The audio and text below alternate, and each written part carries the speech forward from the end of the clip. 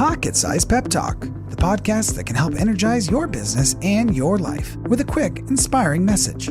Now, here's your host, Rob Jollis. Well, welcome to another Pocket-Sized Pep Talks. Great time to be giving pep talks, wouldn't you say? Let's see what we can do to pep you up a little bit today. You know what I want to talk about? I want to talk about, a topic that a lot of us are thinking about. I want to talk about worry. And as you can imagine, I'm getting my fair share of calls from friends and clients who are worried. They're worried about their safety. They're worried about the economy. They're worried about the companies they're working for. They're worried about their own jobs within the companies they're working for. And the list goes on and on. Well, to begin with, I've actually never been a fan of the word worry. It's not that I'm not concerned. I just don't like the word worry. I hear the word worried, and I think of someone sitting in a corner and chewing their nails and hoping for a solution they seem to have no control over. As an athlete, I never wanted to play a game when I was in a worried state of mind. As a coach, I never wanted to coach a team that was worried. As a salesman, I never wanted to meet a client while I was feeling worried. As a speaker, I never wanted to take the stage worried. You know, even Webster's dictionary doesn't seem so fond of the word worry. They define it as to torment with or suffer from disturbing thoughts, fret. How in the world can worry really contribute to where we are and to the success we're looking to find again or find? Years ago, I decided to get rid of the word worry. I just removed it from my vocabulary. And if there were a way to create a kind of a junk file word list within Microsoft Word, much like email, I'd be the first to invest in it. Anyone who knows me will tell you that they just don't hear that word come out of my mouth a whole lot. I've replaced the word with anxious. I like anxious. Webster seems much more comfortable with that word. They define it as earnestly, eager, and more.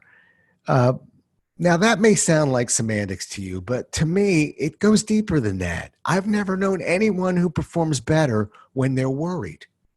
I don't know of anyone who thinks better when they're worried. When my kids used to tell me they were worried about a particular situation, I used to tell them, and I tell my friends this, I tell people I'm mentoring this. This is a phrase many people know me have heard.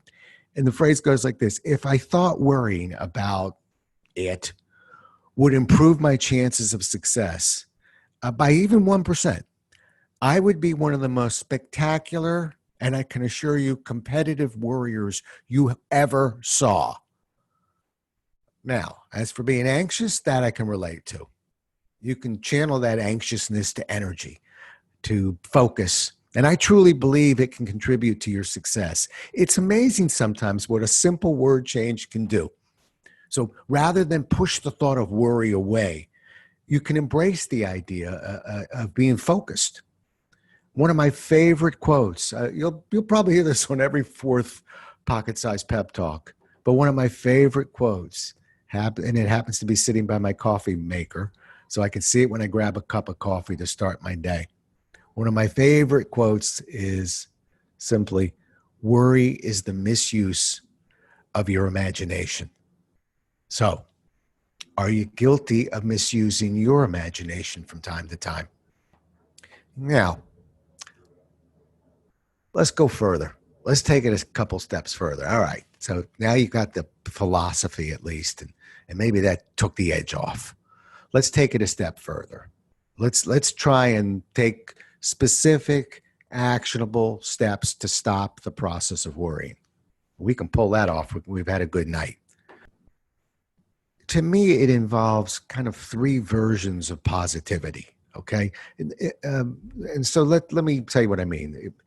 The process of worrying to me can really be defined as the process of moving to the negative.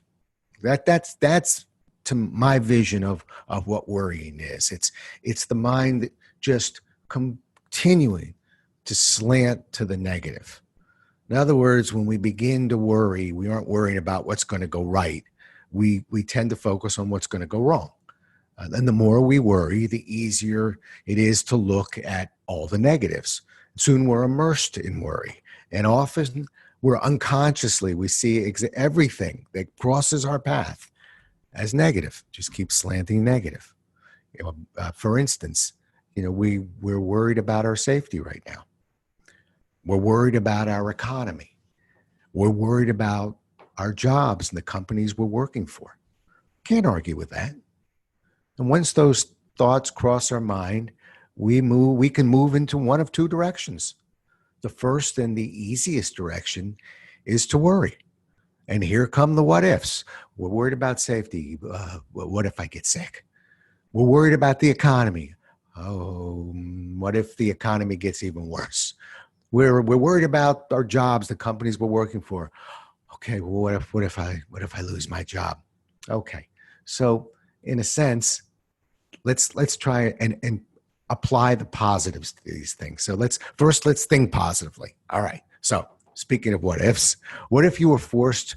What if in a sense you forced your mind to think of something positive instead of negative? Well, it sounds easy, doesn't it? I know you're probably shouting at the computer screen or in your car saying, Rob is out to lunch on this one. But I just ask you to stay with me just a little longer. I'm not immune to the day's news.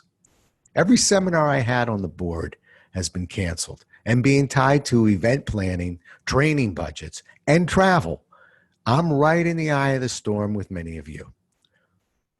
But I'm building something from it. In my case, I'm trying to build a virtual platform. I'm trying to adapt my delivery skills to fit a virtual platform and training some of my clients to actually work virtually right now. This is keeping me focused and positive. Will we somehow be protected by worrying about an outcome we frequently can't control? Why can't we train our minds to look at potential worries in a different way? Okay, we're worried about our safety. Well, it's no fun, but there are ways to improve our odds of staying safe, and many of us are applying them right now. We're worried about the economy. Well, there will be an end to this, and when that happens, we are going to make up for lost time. We're going to have a nationwide Mardi Gras. We're worried about companies we're working for in our jobs. Well, in the words of George Clooney from Up in the Air, anybody who ever built an empire or changed the world sat where you are now. And it's because they sat there, they were able to do it. Why can't we put that up on the wall? Let's see if we can take what I just said and try and create a habit around it. It's not easy to train your mind to think this way. I understand. But who says we can't practice? So pick up the newspaper and look at the front page. Yeah, not easy. Read the headline of each article. Then pause and ask yourself, is there a positive way of looking at this headline? So when I see a headline and I think there are more infections and more lives lost, oh no, this feels endless. That's my reaction to it. Well, that's negative. Okay, let's do it again. There are more infections and more lives lost. Well, each day brings us closer to flattening that curve. You can't deny me that. And in fact, that's positive. Now, I want to apologize to every therapist who hears this quirky little podcast and recognizes that often it isn't quite this easy. I also recognize that in certain situations, we need to prepare for contingency plans and consider all scenarios. The act of considering all scenarios, ironically, reduces worry as well. I bet you didn't know that. Okay, let's go to the third area. Let's take our results and make them positive. So I'm gonna end with this. Forcing the mind to consider the positives takes practice. I get it. However, I can tell you this, that with practice, it not only becomes a habit, it will produce positive results. The mind begins to naturally roll out positive scenarios to various situations. And with that, it reduces worry.